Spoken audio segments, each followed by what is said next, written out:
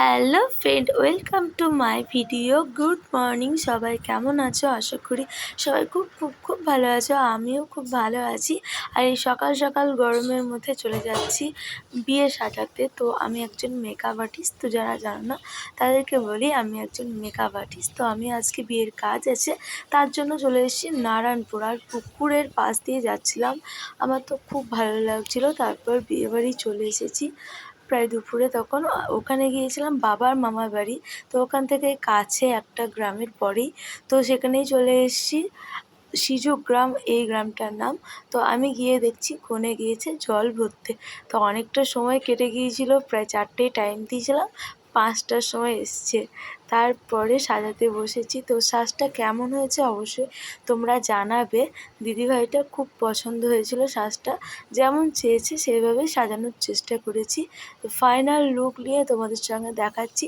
তো লুকটা কেমন হয়েছে জানিও। আর আজকে হচ্ছে আমার জন্মদিন, তো হ্যাপি বার্থডে টু মি। আর সবাই আমাকে জন্মদিনের শুভেচ্ছা জানিয়েছো, তাদেরকে অসংখ্য ধন্যবাদ। আর ফোন ধরতে পারিনি, তাদের কাছে সরি। তো ভিডিওটা লাস্ট পর্যন্ত দেখো, আরও কোথায় কোথায় যাচ্ছি আর দিদিটার কেমন পছন্দ হয়েছে সেটা তো দিদিটা নিজেই জানাবে। তো চলো, আশা করি ভালো লাগবে তোমাদের। আর কীরকম ভিডিও চাও সেটাও তোমরা কমেন্টে জানাবে, তাহলে খুশি হব। তো চলো দিদিটা কি বলছে সেটা শুনে নাও। কেমন লাগলো সেজে? ঠিক আছে, সব ঠিকঠাক পছন্দ তোমার? Thank you. সেদিনকে আর ভিডিও করা হয়নি। তারপরের দিন সকাল সকাল বধূবরণের দিনেই ছিল রিসেপশন। তো দিদিকে সাজিয়েছি 1 ঘন্টার মধ্যে, কারণ দিদি 10টায় এসেছে শ্বশুরবাড়ি। তারপর আশীর্বাদ হয়েছে, তারপরে ড্রেস চেঞ্জ করেছে, খাওয়া দাওয়া করেছে। প্রায় 12:30-12টার সময় আমার কাছে আসে। আমি দিয়েছিলাম 10টায় টাইম, কিন্তু হয়ে ওঠেনি। তার জন্য 1 ঘন্টার মধ্যে রেডি করেছি। কতটা রেডি করতে পেরেছি তোমরাই অবশ্যই জানাবে। দিদিটা প্রচণ্ড খুশি, আর আমি কিছু চাই না, কারণ যে সাজবে সে খুশি হলে পরেই আমি প্রচণ্ড খুশি। তো কেমন হয়েছে তোমরাও অবশ্যই জানাবে। 1 ঘন্টার মধ্যে রেডি করেছি, আমি একাই ছিলাম, আমার সঙ্গে কেউ ছিল না। তো চলো আবার কোথায় যাচ্ছি সেটা দেখাবো। আর ভিডিও করতে পারিনি, কারণ প্রচণ্ড চাপের মধ্যে যাচ্ছিলো। পরপর সাজিয়েছি আর তোমাদের সঙ্গে সেই ভিডিওগুলো শেয়ার করেছি। তো পরপর 15, 16, 17 তারিখ বিয়ে ছিল।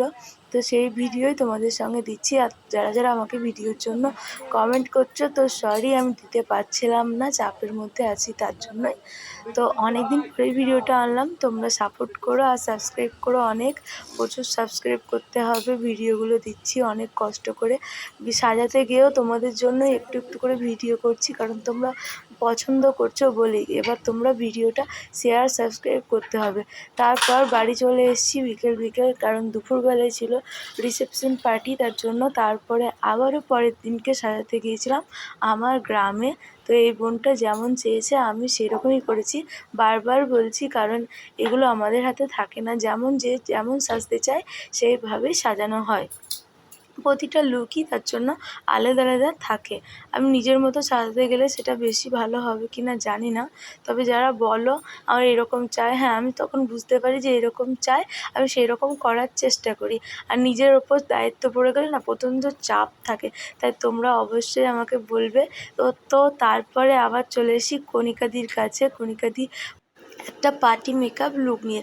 তো অনেক বড় বড় মেকআপ আর্টিস্টরা কণিকাদিকে সাজিয়েছে, কিন্তু সেরকম পছন্দ হয়নি। তো আমার পছন্দ হচ্ছে আমার সাজটা, এতে আমি খুশি। Thank you so much.